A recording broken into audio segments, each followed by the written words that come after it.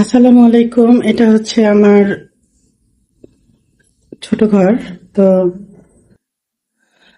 কালকে আমি রাস্তা দিয়ে আসার সময় দেখলাম যে একটা ডাব গাছের ডাব কাটছে। তো ডাব কাটার পরে অনেক ডালপালা কেটে নিয়ে ভ্যানে গুছাচ্ছে নিয়ে যাওয়ার জন্য। তো এই জিনিসটা দেখে আমার খুব ভালো লাগলো।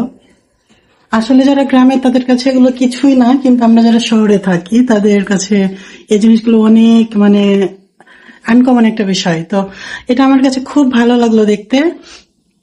তা আমি আবার ওই চাচাদের বললাম যে চাচা আমি একটা নিবো এগুলা। তো একজন জিজ্ঞাসা করছে কি করবেন, আরেকজন সাথে সাথে উত্তর দিচ্ছে কি আর করবে, ঘর সাজাবে। এখনকার মানুষ যা সৃজনশীল হয়েছে। তো কথাটা শুনে আমি হাসলাম, হাসার পরে এটা আমি নিয়ে আসলাম চাচার কাছ থেকে। চাচা আমাকে খুঁজে খুঁজে সবচেয়ে ভালোটা দিলেন। তো এটা আমি রং করব। তো এখন যেহেতু কাঁচা হয়ে আছে, এখন রং করলে হবে না, এখন একটা সবুজ সবুজ ভাব, এটা শুকিয়ে গেলে এটাকে রং করব।